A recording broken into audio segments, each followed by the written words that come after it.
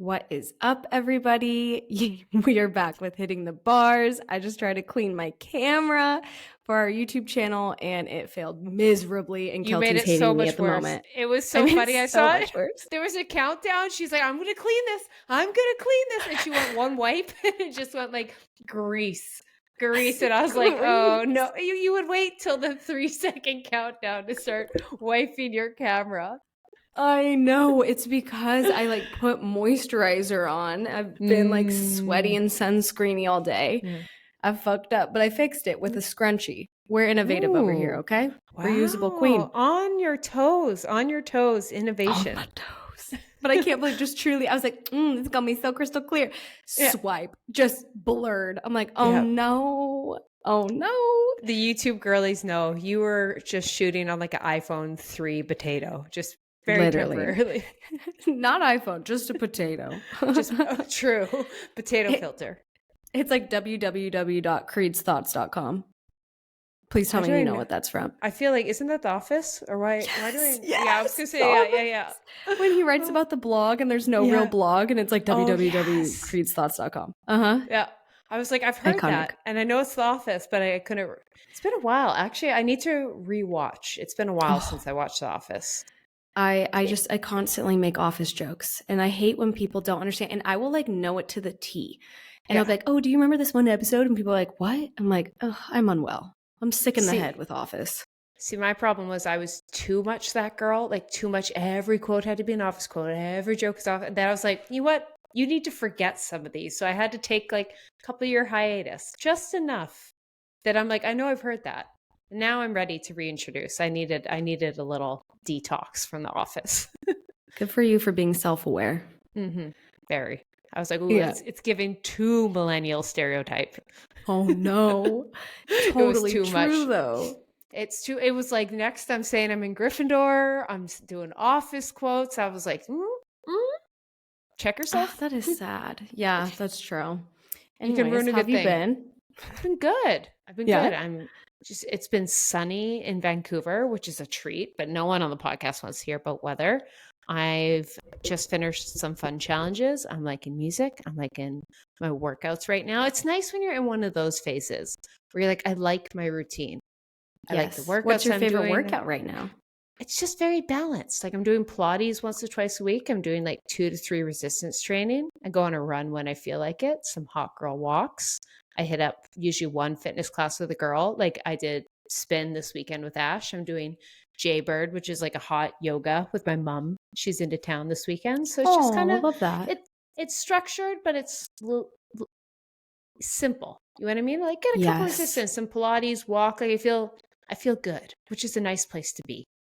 That is nice. When you're not stressed on like, I have to get this in. I have to do this. You can just kind of go with the flow. Exactly. And like that's the best feeling. Sometimes you're sore, but you're never so sore that you're like, oh God, just a nice balance. How about you? Yeah, I agree. I'm good. I'd agree. I feel like we're at the same era of our life with workouts maybe, because I feel that way where I finally feel relaxed of like, if I want to train, I can. I try to fit in at least 3 days of lifting, just to keep that habit. But then I'll do Pilates, I'll do yoga, I'll do running. Like it's kind of just nice. Before I was so regimented where I was like, I have to do X, Y, and Z, otherwise I'm going to lose everything. And I'm like, no, that's actually not how that works. Like you just are controlling and, we all get to that point. And yeah, it's kind of nice. It's freeing. But I'll start with my first hot take because guys, well, only the people that can see me on the video, I dyed my hair and I've been wanting to dye my hair. Everyone's like, what inspired this? And I'm like, honestly, I've been wanting to do this for like a year. I love red hair. I actually love ginger hair. I think it's so pretty. Like the natural redheads, but stunning. I'm not natural.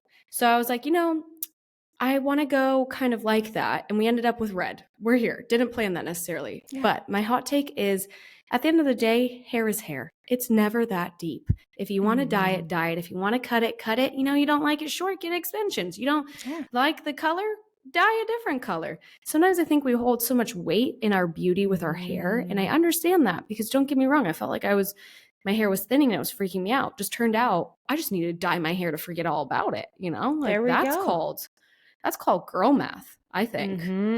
I say it's yeah. And I think we're like, I grew up being like, oh my God, a tattoo is so much. You're going to have the rest of your life. And, so much pressure on every single aesthetic change you make. And then eventually you're like, it's just a tattoo. If I hate it, I can remove it. Like it's, like you said, if it's like constantly weighing on you, just try it. Worst comes to worst, you hate it and you can probably fix it. Probably. If it's something you can't I don't know fix, if I think would about it say too much. like, let's use the scenario of a tattoo, but no, but I mean, just in that realm of things, you know what I mean?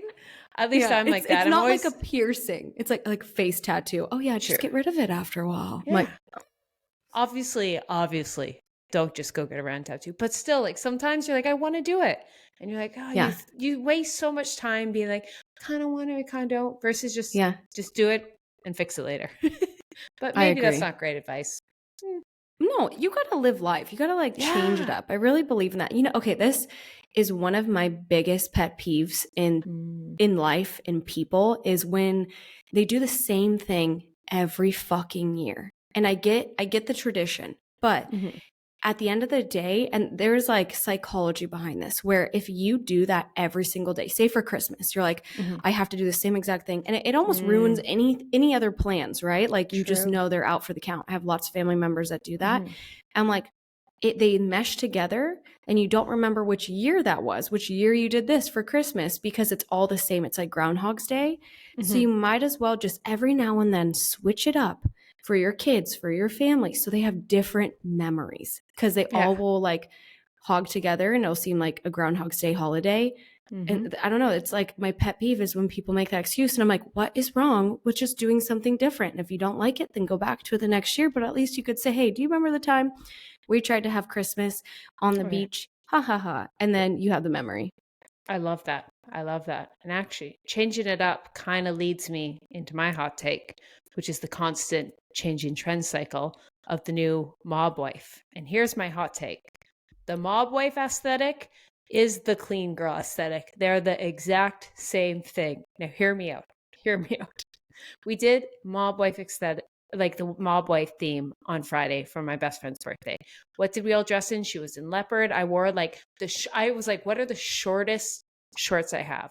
Micro black shorts, tights, high black heels, tiny top, sunglasses at night, big fur coat. Everyone else is in leopard, fur, all fox, but we're all just decked out. And it was a great time. We all did it. That was the vibe. The next morning, I go and I'm just like, I want to be cozy. I'm hungover. I'm running errands. I throw on a pair of Lulus, a hoodie, big furry jacket. Same thing. I'm in black tights. I'm just in a sweater set thing. And then I'm just in a big fur jacket. It was even a bigger fur jacket. I go to Sage and this girl's like, oh my God, I love your vibe. I'm like, oh, I was just trying to be cozy. She's like, no, you nailed the like athleisure, that girl, clean girl. You have nailed it. I was like, oh, well, thank you. I feel very hungover, so I needed that. But then in my mind, I was like, I'm in the same outfit. Last night I was the only difference was sunglasses. And suddenly I was like, the more we examine it, it was like a pre-ski. Everyone was wearing the cute fur jackets. And then it was like that same look. And then the next day it was suddenly just mob wife. And the only difference is it's a bit more animal print. But you know what I mean? Like sometimes I feel we're constantly, it went like that girl, clean girl, mob wife, hawker. Like they're all the same. Yeah. Do you know what I mean? Just with like accessories. It's just one was green and one is leopard print. And like it's the same thing. So I just find it like very funny that I could wear the exact same thing. And it was like, oh, that girl is dead. It's mob wife. I'm like, what? Yeah. So there's my hot take. They're the same thing. That's funny. I agree. The mob wife thing to me it's not, I don't know. I feel like there's nothing wrong with keeping the clean girl aesthetic. Like you can do both. We shouldn't get rid of these things. It's just like, hear me out, flared leggings. They were like so embarrassing for so long, and now the bitches are back. So it's just like, you know what? Keep everything, because clearly the trend cycle will just come back around. Guess what I'm wearing right now? Laundry. What? Low-rise flare jeans. I hate that. When did that happen? I put them on this morning. It's a cute fit. And I got home and I was like, And then I had like the, like That's So Raven moment where they flashback. I was like, how did I get here? Yeah. Are they vintage? Like, or are they They're new? they're Levi's, but they're new. Love. Yeah, Oh my gosh. I You have know. the body type to pull that off too. Oh, thank you. I You're hope. welcome. I Absolutely. definitely legs were a little too long, so they're a little shorter than they should be. But you know what? They're Just don't. capris. I saw. I got a TikTok I saw for it that. too. Yeah. I was like, we definitely both saw it with the girl. It was like everyone running at capris, and it's clearly like an older millennial, and she's just like, run. She I shed feel a tear. I felt that in my The soul. girl Yeah. shed a freaking tear for it. And I was like, dude, I hate capris because I have humongous calves. And like if I really like accentuate them, I look so disproportionate. And like that's all you see. And like capris and girls that have big calves, we're not friends. We're not friends. So when I saw that, I was like, ew, absolutely not. I'll wait for that trend to pass. Thank you. Yeah. See, some trends you just don't have to participate in. And right now, every gene goes. So literally wear what looks good. Like, I agree. even if you At the end wear of the day, skinny who jeans, cares? yeah, if you wear skinny jeans, I'm like, oh, you're just 3 years ahead of us when they come back in. So I'm like, you're a trendsetter. Versus like, if you're like, so that's why I'm like, everyone's in right now. Just wear what looks good. But I you agree. feel comfortable. Make the Gen Z confused. Be like, oh, you don't wear skinny jeans right now? Oh, embarrassing. You're Gen Z? Oh, whoa. I don't know. Who's after Gen Z? Alpha. Poor kids. Are you kidding me? That's what they're called? Wow. I know. What egos they're going to grow up with. I was like, you were raised being iPad kids named Alpha. I'm like, I'm terrified for what's coming to the world. Yeah. There was so much beauty in the age of like kind of having technology enough to like not have to use a paper map, but also not really having technology. Like I think we are actually the blessed ones in everybody else's scenario. Because we're like not lame where we don't understand how to touch a phone, but like we also can be in touch with like put your phone away at dinner because we know what it's like to not have a cell phone. We've done both. Get a girl that does both. Old Gen Z / young millennials, 90s kids, we lucked out. Out. You know, I was with my friend Jess. We're on a walk today, and she is on her phone, and she knows that's my pet peeve with friends is like, it's fine to check your phone if you have something important, but like, if it's too much, like you never get off of it. Like, I came to walk with you. I didn't come for you to walk and work, you know? And so she's checking her phone. She opens up Instagram. At first, I thought she was dealing with other stuff. And then she opens up Instagram and I'm like, that's it. I've had it. And I turned into my mother and I'm like, put your phone away. And she has a volume on. I was like, I'm overstimulated. I'm freaking out at her. And she was like, oh my God, I have pushed your buttons. Cause she's like, I know you never let me have my phone out. And I was like, I know. But I don't know. I can't focus. Like it's a thing for me that I'm like, I have to be present. Otherwise, like, I hate when people are like, they're doing something, that they only heard half your story and then you have to repeat yourself. Oh, that's a tough one. It's a big thing in my household. Mental note. It's a good one. Yeah. Good one. Yeah. Well, my last hot take was, and I stand by this statement, I believe everybody has a sauce that is universal to them, where they will put it on anything, eggs, sandwich, fries, you name it. Every single human has a sauce, and mine is sweet chili. I put it on everything. I'm psychotic about it. I respect it. Weird things. Yeah. What's your sauce? It'd be sriracha mayo, but like hot sauce and mayo, that combo. So, it's usually sriracha mayo, but like honestly, Valentina's and mayo, I'll put that on anything. I don't even know what Valentino's is. You were married in Mexico? But I didn't know it was a Mexican hot sauce. Yeah, I'll bring you some. It's so good. I would drench that. I don't like hot sauce. So you can bring it for yourself. I'll have a little taste test. Perfect. They have like the mild one is like milder than sriracha. Oh, perfect. Yeah, it's great. Then they have the spicy one. Oh, you know what? Can I change it? Truff hot sauce with mayo. That I'd eat that with pasta, right? Like anything. Say that word again one more time. Truff hot sauce No. You've never, what? No. You don't know what Say I'm saying? the different word. One more Truffle time. pasta. What did you put it on? What did you put it on? Pasta. You say pasta. It's pasta. It kills me. It kills me. It kills You're me like, when what? Truffle? I'm so confused. Pasta. It's pasta. I love hearing it. Pasta. That's when I'm like, I don't have a Canadian accent. All Canadians don't think it until we say pasta. And then it's like, absolutely. There it is. You're different. Mm-hmm. All right. What's your next hot take? My last hot take. Oh, sorry. Go for it. It's real fast. Celebrities donating money publicly. Taylor Swift donated $100,000. And we were talking in the office. Should she have kept it anonymous? Just donated from the bottom of her heart. Is it a publicity stunt when she says it? And my first thought was, if she didn't say it was her, it would be a publicity stunt.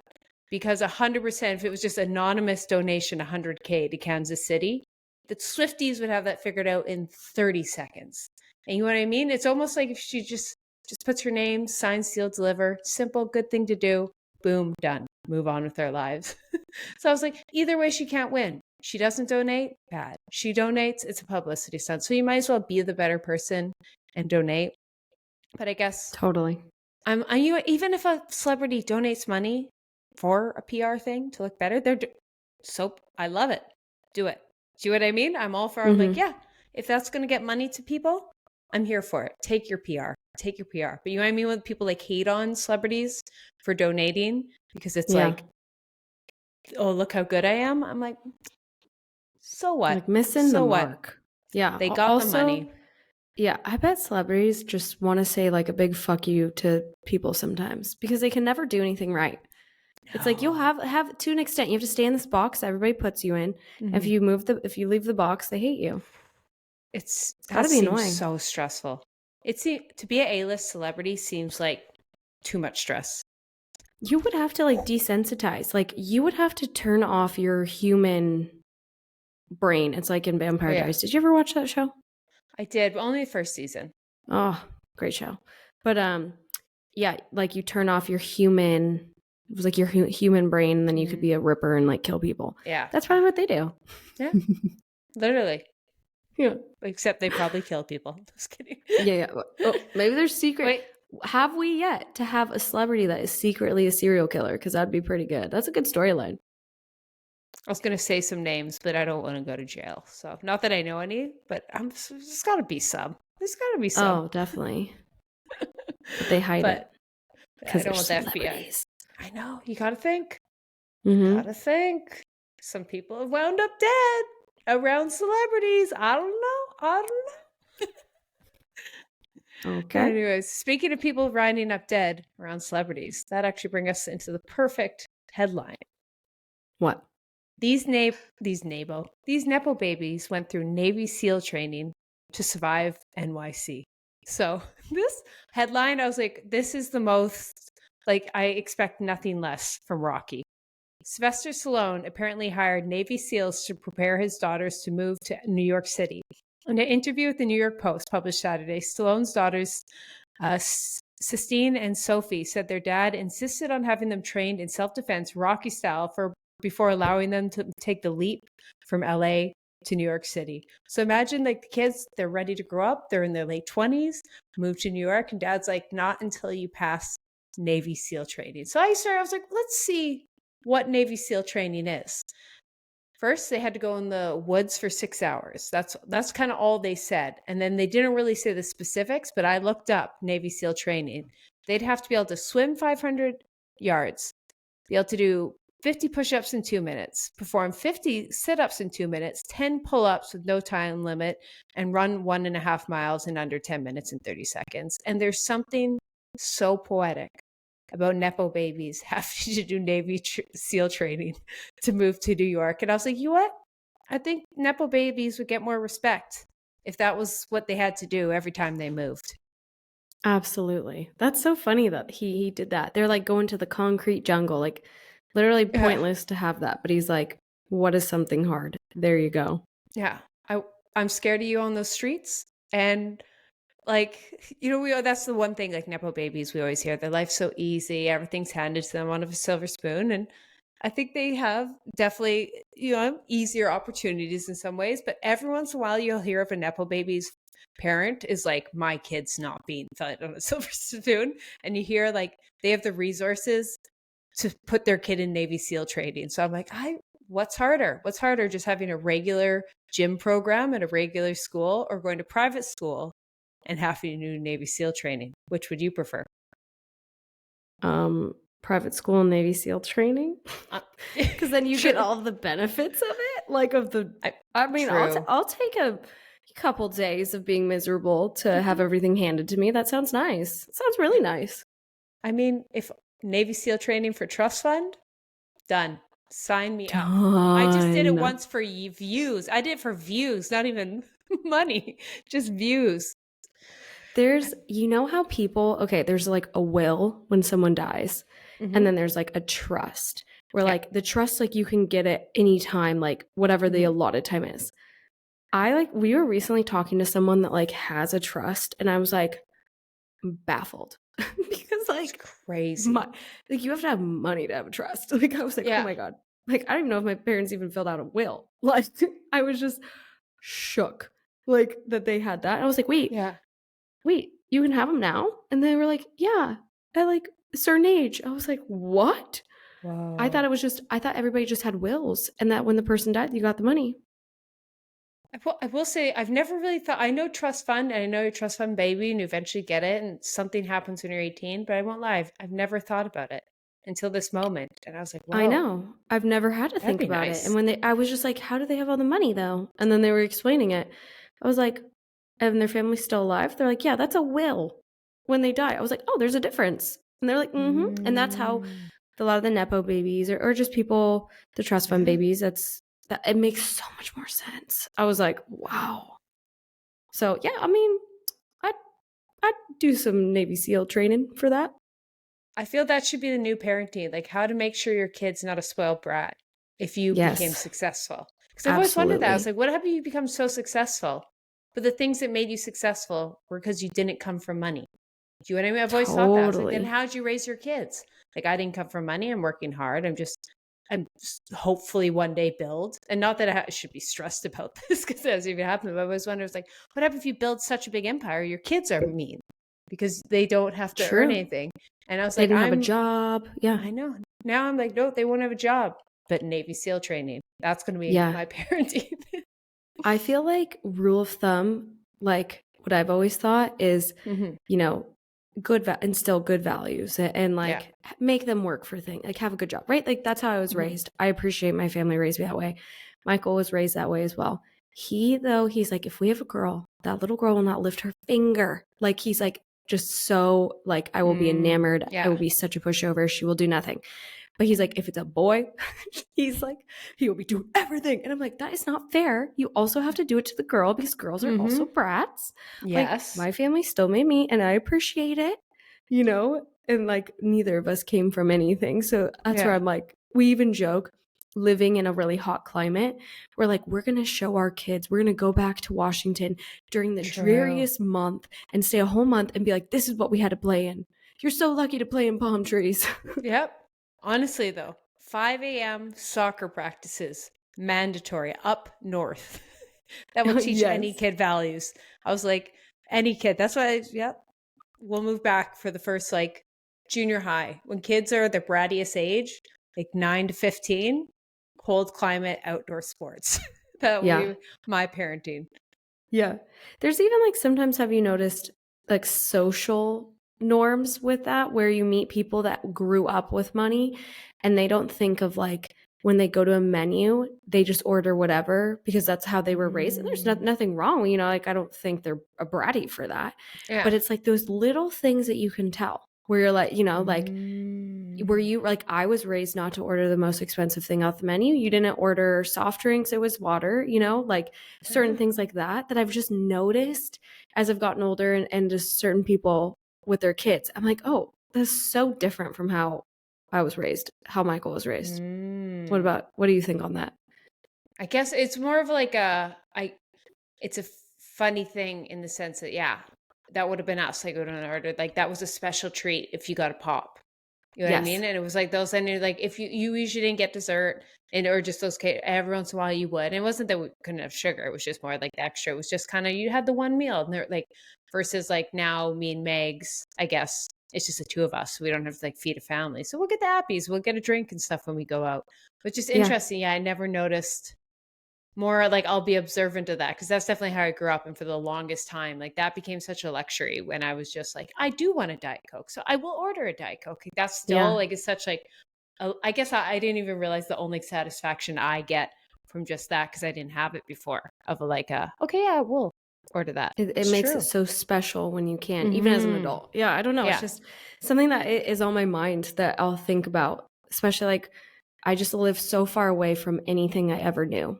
You know, I live on an island where I lived in a tiny suburb. It's just like so fascinating to see these kids raised here. They go to private school and it's just so fascinating to me that I'm like, wow, you guys have like one wheelers. I was over here like I never even got a scooter. Or it's so funny. Or it's so funny the like little habits you hold on to. This one I got called out on last week and I was like, why do I do this? And this is my theory. I hoard Starbucks points. Like I don't use them because like I get it to the point of the story. I always hold on to them because I'm like convinced that one day I'll lose all my money and won't be able to eat. And at least I'll have like a week's worth of Starbucks points so I can get coffee and like a muffin every day for like a week. And I always have that. Like I always have these random, like I won't spend gift cards and I'll always have these like random hoarders of like, I'm convinced all my money's just going to disappear any bit. My job's gone. Like I'm always like that. So I won't spend any points, anything like that. And then I was in Sweden and it was like, your points are expiring. So I had like 600 points were expiring. So I was messaging the girls. I'm like, points, who like, I'll let me get you guys a drink and all this. So I won't be back in time. And they're like, why the hell do you have so much points? And I was so embarrassed to be like, I'm scared I'm going to go hungry one day and need to live off my Starbucks points. But it's just funny. You like do those little things. Like you said, I was used to some weeks you'd wake up, you wouldn't have, but you know what I mean? And you'd live off, and I'd live off some random Arby's $10 gift card I found. So I'm like, that's funny. But I don't. You're like a grandma from the Great Depression. Literally. And my mom does that. Like she hoards like sauces, like they'll be expired. And I come home and I have to clean out the fridge. And now she does it because I'll be like, I'm okay, a little expired. I eat things that are expired, sue me. But I mean, like the big 3-year-old sauces I bought, 3 years ago when I visited is still in there. I'm like, yeah, you could throw this out. Yeah, totally. I get that though with products. Yeah. I always hoard products of any sort. I'm like, I will need this one day. Or like, oh, perfect. I don't have to buy this for the longest time or whatever. Yeah. Or the weirdest one when I met Michael, he loved paper towels. And my family's we weren't paper towel family. I'd still say my mom's not a paper towel person because they were expensive and they're wasteful for the environment. We're freaking from Seattle, right? Where it's like environmentally friendly. And like that was to this day, I don't like using them. And I have all these kitchen towels. I will use a kitchen towel. I'll like clean with paper towels. But like it like is nails on a chalkboard watching that man waste paper towels. Like what are you doing? I'm on your side. We didn't have paper towels, and now that I'm old enough and I buy my paper towels, I never realized I did this, and this was weird till Megs is like, what is with you and leaving paper towels everywhere? I'm like, I don't leave them.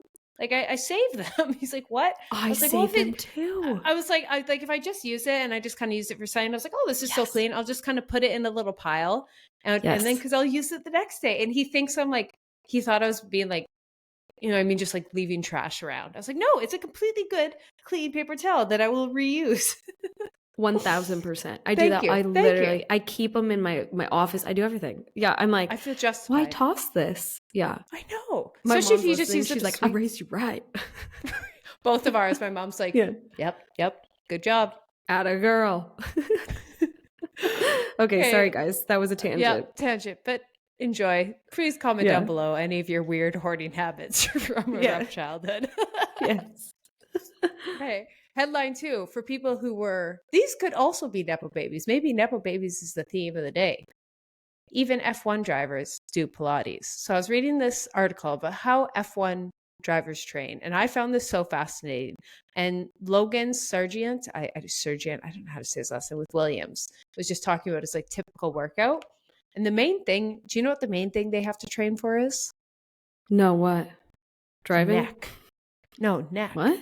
Now that I've pointed it out, you can never unsee it. Look at the size of the neck on F1 drivers. It's just like one solid line, cheek to shoulder. They have the world's biggest necks because like their helmets and how it is, the G-force is constantly pushing against their neck the whole time when they're turning these corners and all that. So they have to do all this insane neck training to be able to like withstand the like push of the car and going those speeds. But yeah, now just next time you see Drive to Survive, look at their necks. You'll never unsee it. You'll never unsee it. That's so they wild. Do. I know. So they do what that. What about Mr. Oh my God, what? The Grey's Anatomy man. So does he have a really strong neck now? Patrick Dempsey? Oh, is he?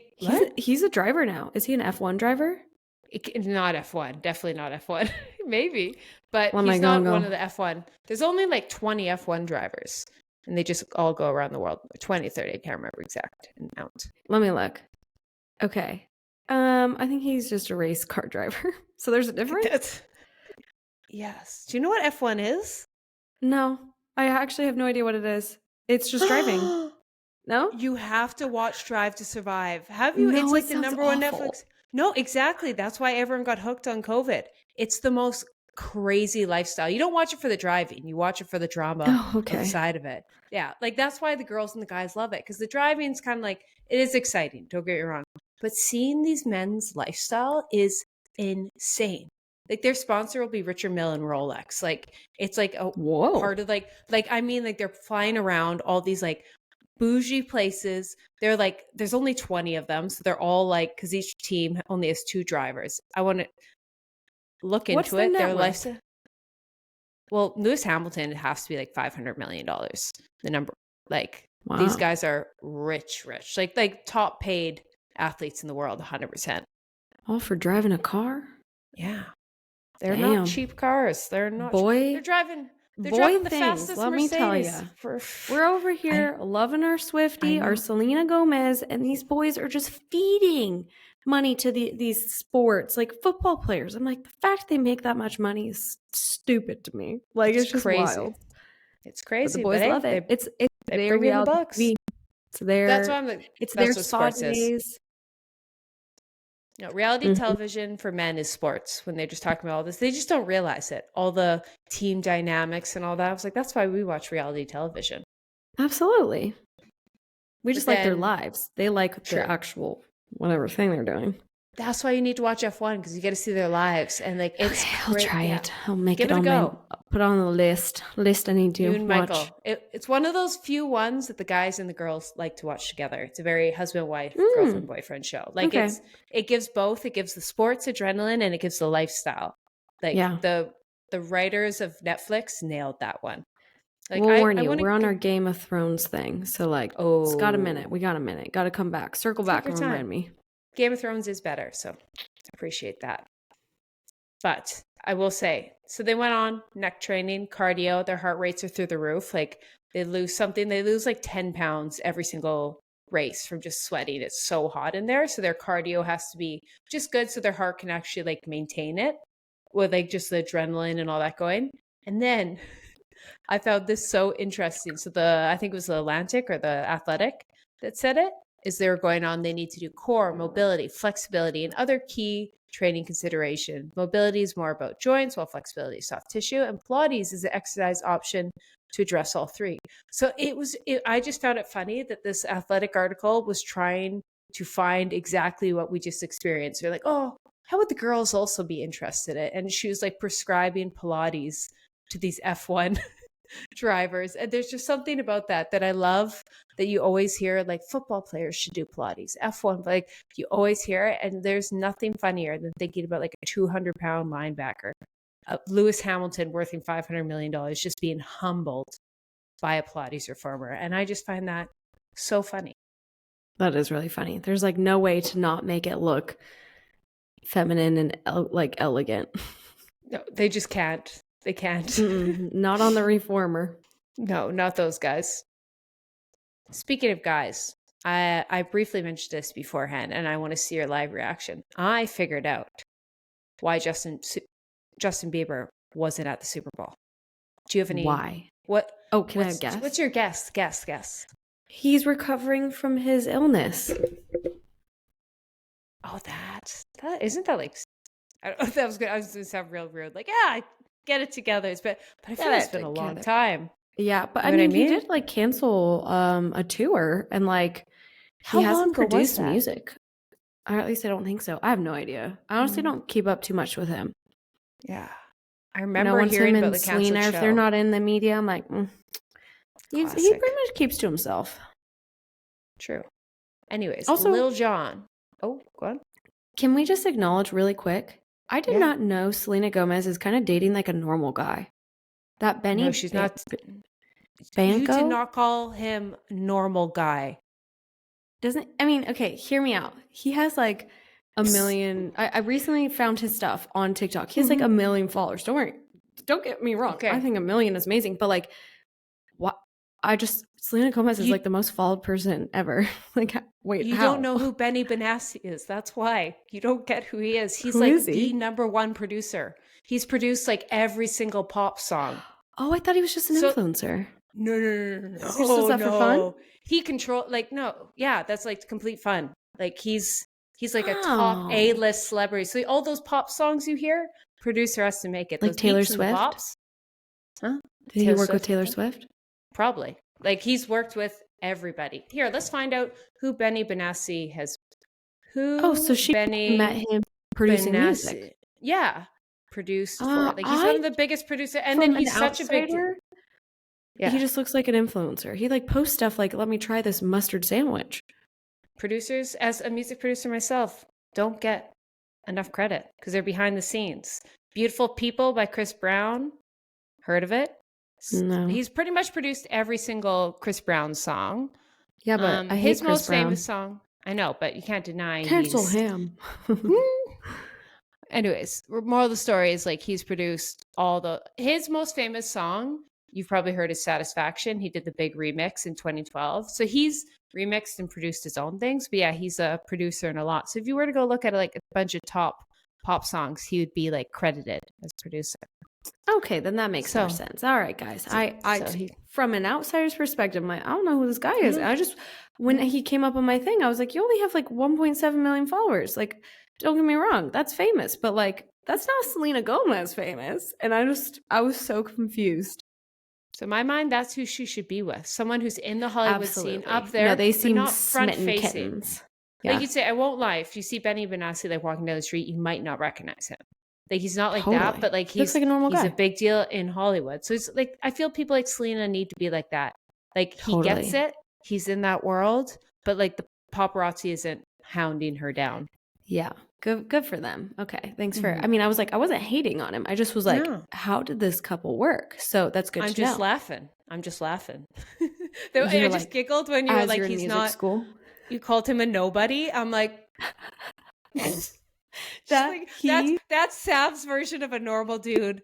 Hollywood music producer. An average Joe. That's like literally it's like how people joked about Travis Kelce being a nobody and all the men were like, you're like, this man. It's same idea, same kind of thing. Calling Travis Kelce just like some kind of like guy that likes sports. Yeah, like does he even play? Yeah, is he first Benny Benassi? He's some kind of influencer. Literally, I thought he was a food influencer. No, because that's all he posts. No, he's rich. Good for him. All right, I thought he was just a little TikToker. Yeah. I'm like, man, if Selena Gomez can get with a TikToker, these TikTokers better watch out. They can get with anybody. Yeah. Ooh, if you want to go down the wormhole, there is a quote. He like shaded her or like her singing in like 10 years ago or something. It's been resurfaced. I can't remember what it was, but I'm like, that's why you got to be careful. When you're like careful, you just like talk about these celebrities. One day you might meet them. One day. That's what. You know what? I bet when we meet him, he probably listens to this podcast and he'll be like, oh my God. That's exactly what happens. Exactly. Don't worry. Along with, Everybody else that listens, Taylor Swift. Who else have we claimed to listen to our podcast?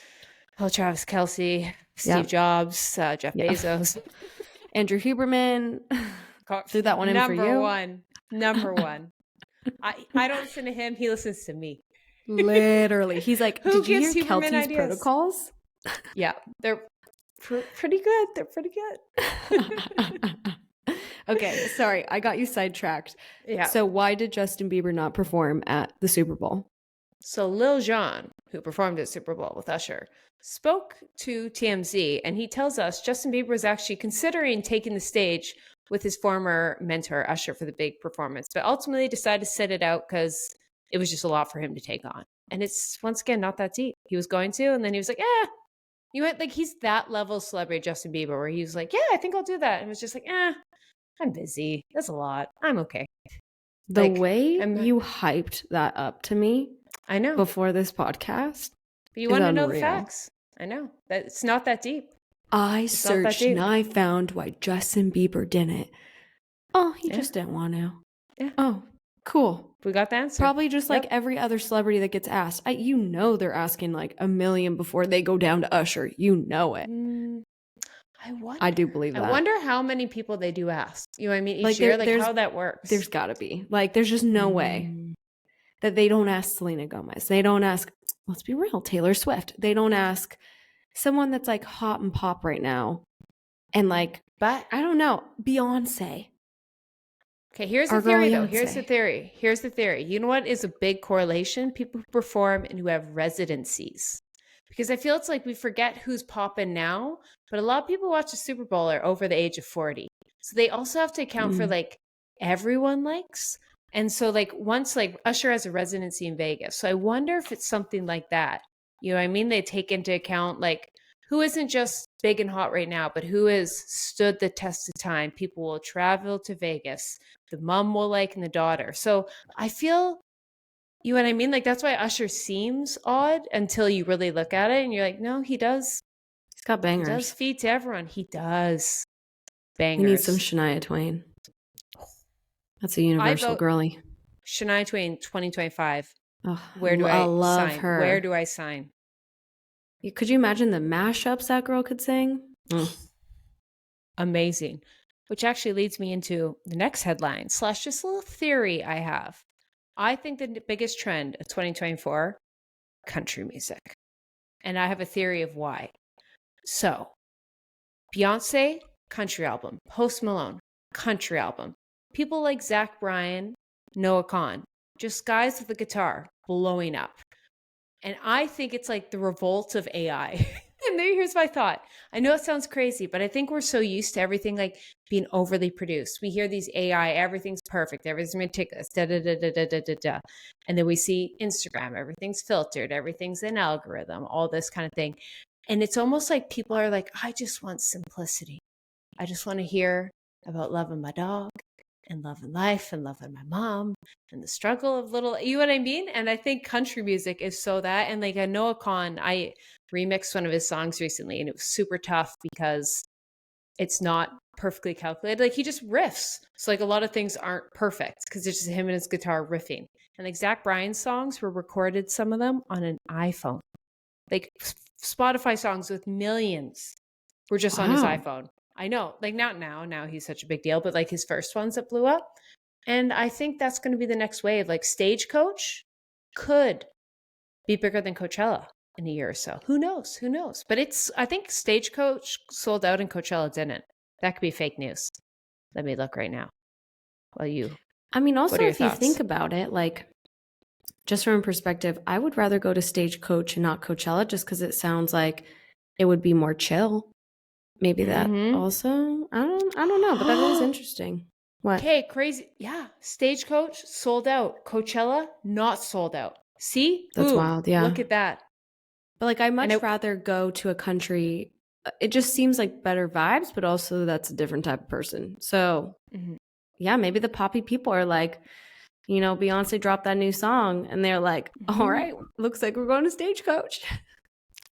Well, this is the Stagecoach was a while ago. She just released her song a week ago. I just feel like that's the vibe. Like Coachella was so performative. Like you go, and I love it, but like you had to have the outfit. You had to take 1,000 photos. It was so like not about the music versus Stagecoach was always like, let's wear a cute fit, take a couple photos, but like just go have drinks and have fun with the friends, like what a music festival should be.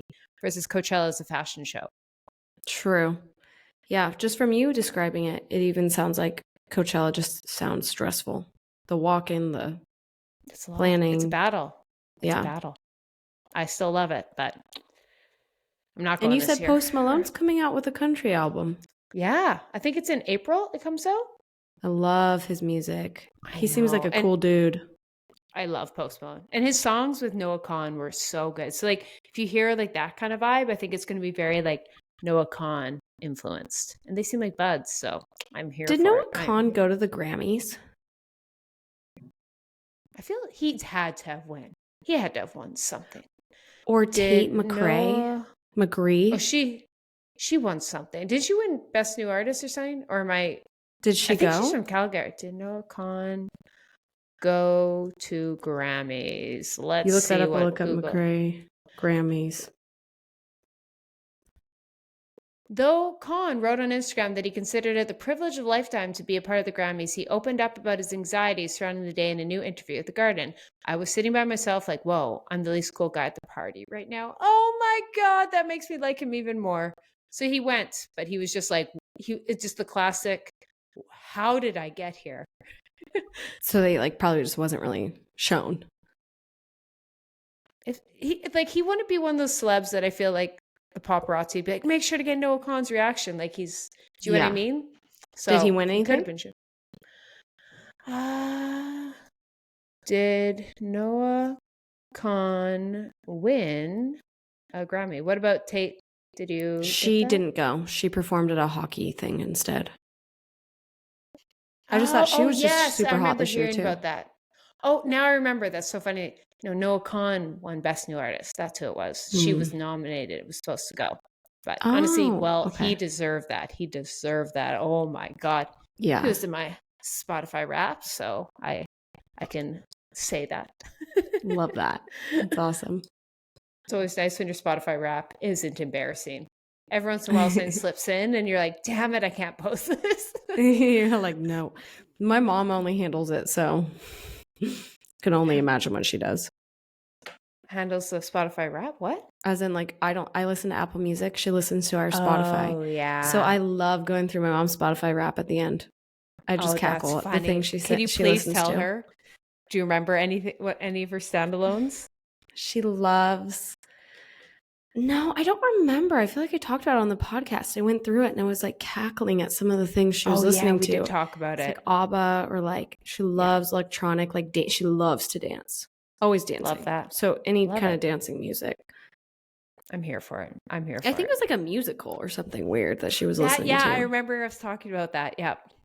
Oh, bless moms. Bless moms. Love it. Love it. Well, to wrap it up, shall we, this week instead of confession sessions, we thought we'd just answer a couple questions you guys have been asking us.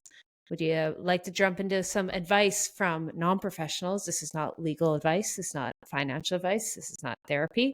This is just two unprofessional girls giving unsolicited advice. So, first, what was the best workout class for improving cardio fitness for running? Love you guys, by the way. We love you. Do you have any cardio classes that stand out? Best cardio class? I mean, the cardio classes I've taken are pretty much spin. I've done F45 in the past, but that's not really cardio. I feel like this is definitely your question since you go to more classes. My first initial one would say berries because it's the only one you run at. So like Orange Theory, berries, the nice things you're actually going to run. So it's going to be directly correlated. But at the same time, I've always noticed that if my cardio is good in one thing, it kind of carries to everywhere. Like if I'm swimming a lot, my running's a bit better. If I'm doing bike, it does correlate somewhat. Even if I'm walking a lot, that helps with my running. So it really comes down to one of two. One that has running, Orange Theory, berries, or second, the one you actually push yourself, like spin. For me, doesn't really help my cardio because guess what? I dog it. It's easy to dog spin. I just go there for the vibes. I go for the music and I go there to dance. And like, I don't always give 110% versus when I'm at berries and I'm sprinting and someone can see how fast I'm going, I'm max out sprinting. So the one that just gets your heart rate up a little bit, I would say, and then, or the one that actually gets you running would be my best advice. But spin or berries, I think, are the most cardio heavy. So they would probably have the best influence. But if you're in spin and cheat like me, I don't know. I'm like, that's like the one time I don't, because like usually it does record it. And I want to win. Oh, it depends on, some spin classes put it up there. But like the one I go to is just like dark and vibes. I go there because I go there because I want to feel like I dance. Yeah, that's fair. Number 2, what clean products do you recommend? Not cleaning, clean, like clean beauty. Oh, I thought it was like cleaning products. Oh, clean products. I feel like I'm like in this transition of trying to make everything cleaner. Yeah. Like, I don't know. I'm over here like buying native shampoo for the first time and not like Neutrogena that has like red dye in it. I think it's more like just doing your research. There's certain apps you can scan a barcode and it'll tell you what's in the product. But I feel like this is not my thing either. I don't know. I like try, but maybe I'm wrong. Maybe they aren't that clean. So what would you say? This is your kind of thing.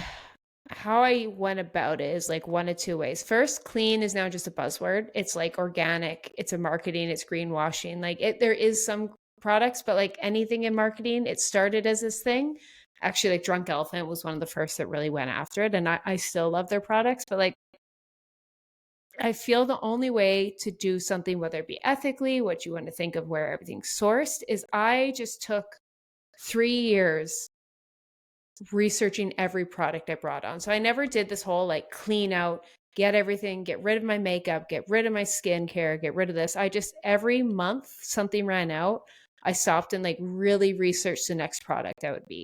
And so that whether it be the next moisturizer, the next foundation, the next da-da-da-da. And then I just looked at like, I would go those apps, see how clean it is, just pick what I'm comfortable with, see how much it's going to benefit. Like for skincare, makeup, I really tried to look into only makeup that would improve my skin, like improve being on my skin. So almost act like skincare that wouldn't break me out. So like all my makeup products help my skin while they're sitting on there all day. But like, I didn't do that overnight. It's just like every time I bought a new one. And so there's no right or wrong way to do about it. But if I had to recommend, I used to love Bare Minerals, but I think they're going under for skincare. I like Milk. I do love Merit. I love, I do love It Cosmetics, but they were the best and now they kind of fall under, but I still love their CC cream. I do like Drunk Elephant, but I feel there's better products. Like it's overpriced. Like the marula oil is like $60 and you can get the same product for $16 at The Ordinary. But those would be the makeup brands I do love the most. And a lot of them are clean. And all my products, except some of my medical skincare, are clean. But like I said, just take it day by day, one product time. Don't overwhelm yourself. It doesn't have to be. I'm guilty of that. Of hearing like people being like, you have to have clean, and then you're like, oh my god, everything's killing me.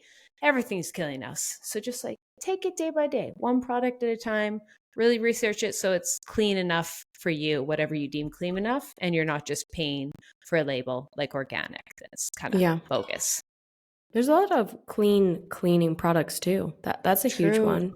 You know, like laundry, dishwasher. I started using alcohol and vinegar. And, like you can get essential oils if you want it to smell better. Yeah. But instead of, using certain soaps or bleach or whatever it may be. I switched to Blue Land, and then I also use a lot of Sage products, and those are awesome. I did a collab with them, but like I genuinely use it and it's great. They just send little tabs and you mix with water. So it's like less packaging. I also love Sage because it just smells nice and it looks pretty. Yeah, sure. Number 3, tips for someone struggling to decide what path to take in life. I just got denied from med school. Bigger things are coming. So bigger things are coming. What would you say? I think that's tough. I mean, I think we always expect, if you were to have asked me when I was 18 what I would have become, I would have told you I was a marine biologist or a vet. And that's like the furthest thing from who I am. So if you were denied, either figure out if you really do want it and like keep studying for you could always, try again next year. Or if you want to go a different route, like look into something you are interested in, or move somewhere new, experience something new aside from that, and get a job that you are interested in. There's so many avenues that we can go through. And if you are really wanting to go to med school, a year will not make much of a difference in your life, right? Because med school is such a commitment. I don't know. What would you say? As someone who originally was going to go to med school and change directions, here's what I learned, and I hope this is applicable to you. Once again, I will completely agree with Sav that if it's truly what you want, it's okay. I failed at so many things I truly want, and they just proved to me how much I wanted them, and I put in the work and went after it. But I originally tried to go to med school because I was inspired by House and Grey's Anatomy. And I was like, I have good grades. I want to go. It will sound really prestigious. My parents will be proud of me. I will have a good life. Like, and I love that show. So of course I'm going to love it. And I went down that direction. And then the more I got into science, my science degree, and going down that route and started spending more time in hospitals, I was like, oh my God, I don't want to be a doctor. I don't want to be in medicine. That's not why I liked it. And it took many years. And I'm not saying this is you, but I eventually realized, like, no, what drew you to House and Grey's Anatomy with nothing to do with that. It was a TV show. You were inspired by TV shows. I love the soundtracks to Grey's Anatomy. I love the storytelling. And eventually over time, it made me realize that I love music, video editing, and like music videos and performances and that. Like, I love the entertainment world of it. I didn't actually like the medicine. Now, to go back to you, figure out what it is that actually makes you want to go to med school. Is it truly you want to be a doctor, or is it that you want to help people? There's a lot of things in medicine 3.0, like instead of just maybe helping someone when they're already sick, is there a path you can take that would help prevent someone before they're sick? Whether it be, obviously there's personal trainers, but registered dietitians, there's a lot of other fields in the medicine umbrella that prevents someone from getting sick. And maybe I'd say just figure out, take some time off, travel if you can, try new places, hang out, go, just try new things, and just ask yourself, why do you actually want to be a doctor? And maybe is there a route that you didn't even realize would make you happier, more fulfilled, a better life? And if you're like, no, that wouldn't, then you know the answer. You just have to keep trying and you'll get there. And then one day you'll be accepted and you'll be messaging us, I'm a doctor, and I will come to your practice because I need a doctor. There you go. And last one, I feel you'll be better at this than me. Budgeting, finance tips that help you stay on track. Do you have any? Yeah. I mean, well, first off, if you want to be lazy about it, just download the apps that there are. There's a ton. I feel like, I mean, it depends on how comfortable you are with your information out on an app. But a lot of times there's certain apps that can just show you what's reoccurring. Maybe it's like Hulu subscriptions, Disney subscriptions, those add up. Or like Michael and I, we have a bookkeeper or like an accountant, but we deal with, business numbers. So it's like tough if you're just trying to do your own little thing, but you can easily source someone on Upwork if you want them to handle your bookkeeping or just like keeping you in track on that. Or an easy way just to do it yourself is every single, month, look at your statement and look like, what can I cut out? Or, hey, do I really need that? Subscriptions are so easy to like cut out, take a break, whatever it is. Even for me, I mean, I stopped getting my eyelashes done, my nails done. I saved well over $400 a month on that. And I just do them myself with low maintenance and I like it more, So it's like little things that you're like, what could I subtract from it? And then, figure out what you do want to keep, what you do really value, whether it's really nice groceries, nice hair care, whatever it is, and then what doesn't serve you. But a lot of times we can be spend happy, or even if you're like about to buy something online, just give it a day and then see if you're still excited, because we shop because we have this emotional feeling, and maybe just do like a rule of thumb, a day to think about it and go from there. I like that. I'm going to be in the same boat as you. I'm currently just trying to start using those apps. I always tell myself I'm going to set it up. I have like 3 downloaded. I just won't go through the time to set it all up. Same. So that's why I was like, I don't even know the apps. I was like, I just currently downloaded Mint, and I'm trying to do that. But so that's currently on the thing. My biggest tip, and this is the only remote budgeting I have, is similar to you. Anything I buy, I put in a shopping cart, and I like have to research the heck out of it and wait multiple weeks. And then often I forget about it. And I just always have a list of things to buy. Like I have this list, and kind of before I buy anything, I go to the list, and that reminds me, I'm like, oh yeah, that is a bit more important. But I don't really want to buy this right now. Unfortunately, it just gets me to talk it out completely, and I never buy anything. I think I genuinely need and end up spending money to fix it. So that's a sign I am working on. But maybe I'll download some apps. Let's be financially healthy together, because I'm working on it. Not here to get advice yet. Absolutely. Love it. All right. Well, guys, thanks for tuning in. Don't forget to leave us a review if you want to be fun. Write a review. Maybe we'll read it out loud on the podcast if it's fun. And yeah, we'll see you in the next episode. Bye. Bye.